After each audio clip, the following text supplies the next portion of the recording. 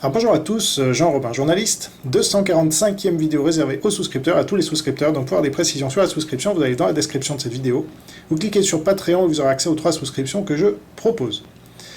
Alors, une fois de plus, vidéo très importante, mais cette fois-ci peut-être même fondamentale, puisque je vais parler du deuxième livre de Anatoly Golitsyn, qui s'intitule The Perestroika Deception.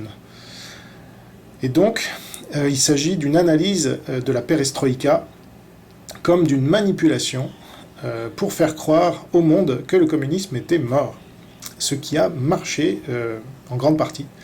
Alors qui est Golitsyn déjà? Alors j'ai déjà fait 2 vidéos sur son premier livre, il en a écrit que 2, mais quels livres? Ce sont vraiment des livres paradigmatiques, ça fait partie des livres que j'emporterais sur une île déserte si je n'avais que cela à lire. Et ça fait partie des livres qui ont le plus changé ma perception de la réalité. Voilà. C'est pas peu dire, j'ai lu beaucoup de livres. Donc Golitsyn, c'est un transfuge du KGB qui a donc assisté personnellement au plan machiavélique monté par les élites communistes, donc ce qu'on appelle la nomenclatura du KGB, entre 1958 et 1960.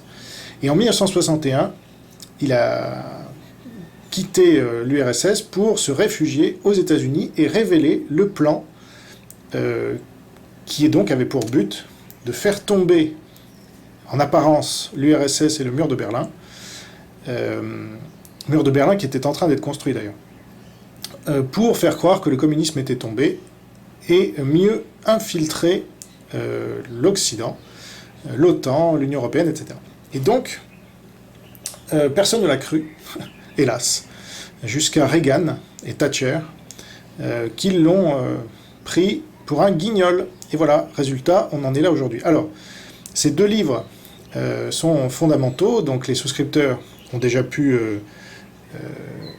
découvrir New Lies for Old, qui est donc son livre paru en 1984, écrit en 1980, dans lequel il prévoit tout ce qui va se passer dans les 10 années à venir, quasiment parfaitement. Et donc, c'est pas Emmanuel Todd qui a prévu que l'URSS allait s'effondrer, puisque l'URSS ne s'est pas effondrée, volontairement. Emmanuel Todd est un guignol. Non, Golitsyn, lui, il a fait 148 prédictions, dont 94% se sont vérifiées dans les 10 ans. D'accord?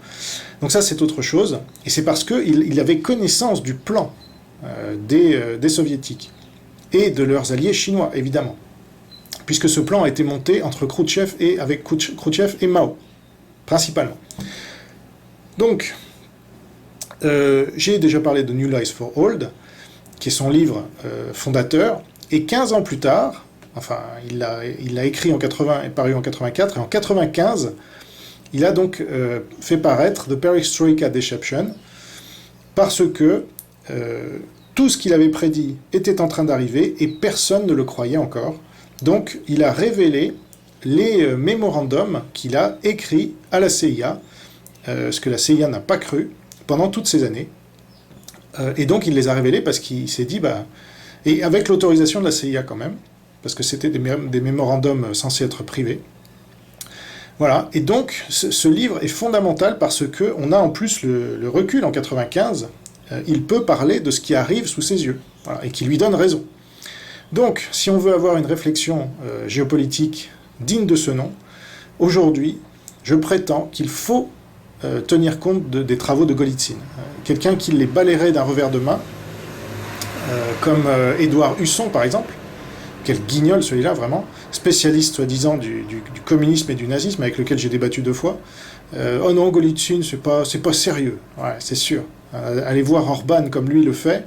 Donc Orban est l'incarnation de ce que dit Golitsyn aujourd'hui, c'est-à-dire que c'est un agent russe et pro-chinois qui fait le boulot et qui a touché tout cet argent grâce à l'Union européenne. Donc c'est un transfert de richesse là aussi. Alors j'y reviendrai parce que je vais faire donc 3 vidéos sur ce livre fondamental.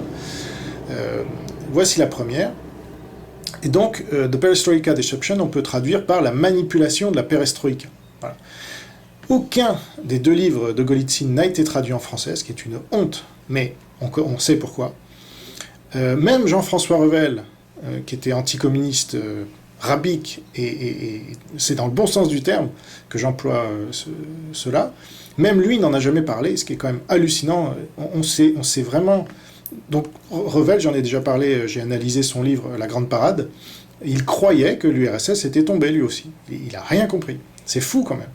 Il est mort en 2006, Golitsyn a écrit son premier livre en 84. Donc, franchement, ça me dépasse.